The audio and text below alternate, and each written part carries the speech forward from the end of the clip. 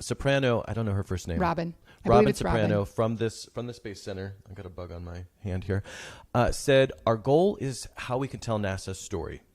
As we're moving toward commercial crew and turn over the ISS, the International Space Station, to private industry, we try to model that here. So the question I had, I know that things are getting more commercial and things, but is the government getting out of space exploration, or is the private sector just getting into it as well? I thought that quote I kind of was leading. I wasn't sure what the implication was. Yeah, I think the pie is getting bigger. I think we have the technology to do more in space than we ever have before. And NASA, what I got from my trip to Huntsville, which included a visit to Marshall Space Flight Center, which is where they're building the Space Launch System, which is NASA's next big rocket to go to the phrases the moon, Mars, and beyond. That's like the very specific language that they use. Yep.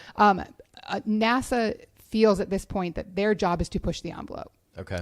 The commercial sector can now manage the low Earth orbit, the ISS, even, moon transfers, Mars transfers eventually.